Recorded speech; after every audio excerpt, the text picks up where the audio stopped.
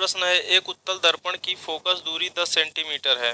एक वस्तु को उत्तल दर्पण के सम्मुख कहाँ रखा जाए कि वस्तु के आधे आकार का प्रतिबिंब बने। आइए दोस्तों हम देखते हैं कि कहाँ पे रखा जाए। अब देखिए दोस्तों, ये हमने एक उत्तल दर्पण ले लिया जिसकी फोकस दूरी कितनी है, 10 सेंटीमीटर है, यानी यहाँ से यहाँ तक की लंबाई कितनी है, 10 सेंटीमीटर है। और दोस्तों ये इसकी वक्रता केंद्र है। और दोस्तों हमने इसके सामने एक, मान लिया हमने यू दूरी पर ए बी वस्तु रख दी। अब दोस्तों इससे एक प्रकाश किरण हम गुजारते हैं जो कि मुख्य अक्ष के समांतर जाती है और वो उत्तल दर्पण से टकरा के परावर्तित हो जाती है। अब जब दोस्तों उसको हम पीछे मिलाते हैं तो ऐसा प्रतीत होता है जैसे उत्तल दर्पण के मुख्य फोकस से होकर आ रही हो। अब दोस्तों दूसरी प्रकाश की किरण है जो हमारी वक्रता केंद्र की ओर जा रही है और जैसे ही उत्तल दर्पण से टकराती है ये पुनः उसी दिशा में परावर्तित हो जाती है। जब दोस्तों हम इसको डैश डैश डैश करके पीछे मिलाते हैं तो ऐसा लगता है कि ये दर्पण के वक्रता केंद्र से होकर आ रही है। अब दोस्तों ये जो दोनों आभासी किरणें हैं जिसको हमने डैश डैश डैश करके पीछे की तरफ मिलाया, वो दोनों एक दूसरे के जहाँ पे काट रहे हैं वहीं पे हमारा प्रतिबिंब बनेगा। अब देखिए प्रतिबिंब दोस्तों हमारे प्रकाश किरणों के वास्तविक प्रतिच्छेदन से नहीं बन रहे हैं। इसका मतलब ये प्रतिबिंब हमारा कैसा बनेगा, आभासी बनेगा।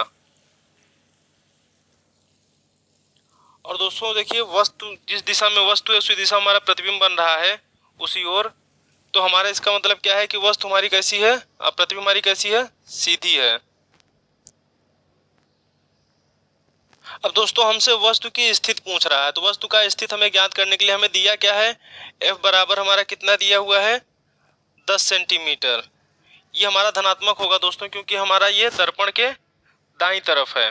अब दोस्तों हमें यहाँ पे एक हमारा दिया हुआ है कि वस्तु को दर्पण के सामने कहाँ रखी जाए कि वस्तु के आधे का आकार का प्रतिबिंब बने, यानी हमारा m कितना दिया हुआ है, 1/2। और दोस्तों हम दर्पण के लिए जानते हैं m बराबर हमारा एक सूत्र होता है -v/u। तो यहाँ से दोस्तों जब हम मान रखेंगे तो 1/2 बराबर -v/u है। तो यहाँ से हम जब v और u में संबंध निकालेंगे तो u बराबर हमारा क्या आएगा, -2v। अब दोस्तों इसको हम अगर समीकरण नंबर 1 मान लें, तो अब हम दर्पण के सूत्र में चलते हैं। तो दर्पण का सूत्र क्या है, 1/f बराबर 1/v प्लस 1/u।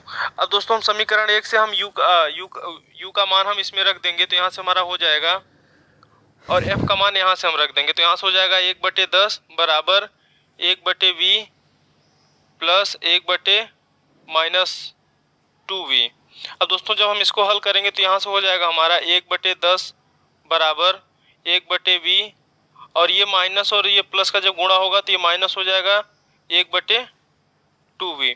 अब दोस्तों जब हम इसको हल करेंगे तो यहाँ से हमारा आएगा 1/10, और हम u और 2v का जब हम लसा लेंगे तो यहाँ क्या हो जाएगा हमारा 2v, यहाँ हमारा 2 से गुणा हो जाएगा, यहाँ -1 हो जाएगा। तो इसको हल करेंगे तो 1/10 बराबर 2 में से 1 जाएगा दोस्तों तो 1/2v। अब इसको हम हल करेंगे दोस्तों तो यहाँ से हमारा v कितना आएगा, ये हमारा दोस्तों इधर चला जाएगा, ये इधर चला जाएगा तो 2 से भाग हो जाएगा हमारा, 2 से 10 कट जाएगा तो यहाँ 5 बटेगा तो v बराबर हमारा 5 सेंटीमीटर आएगा। अब देखिए दोस्तों v हमारा यहाँ पे धनात्मक आ रहा है। धनात्मक का मतलब हमारा किधर बनेगा प्रतिबिंब, दर्पण के पीछे यानी दाईं तरफ। इसको हम अब देखिए दोस्तों हमें क्या निकालना है, अब हमें u निकालना है। तो u बराबर हमारा यहाँ से समीकरण 1 से, जब समीकरण 1 में हम v रखेंगे तो यहाँ से हमारा u बराबर आएगा -2 × 5। तो यहाँ से हमारा u कितना आएगा दोस्तों, -10 सेंटीमीटर। दोस्तों हमारा u कितना आ जाएगा, -10 सेंटीमीटर। ये ऋणात्मक चिन्ह हमारा क्या दिखा रहा है दोस्तों, ऋणात्मक चिन्ह ये बता रहा है कि जो हमारी वस्तु रखी जाएगी वो दर्पण के बाईं तरफ रखी जाएगी, यानी दर्पण के सामने रखी जाएगी।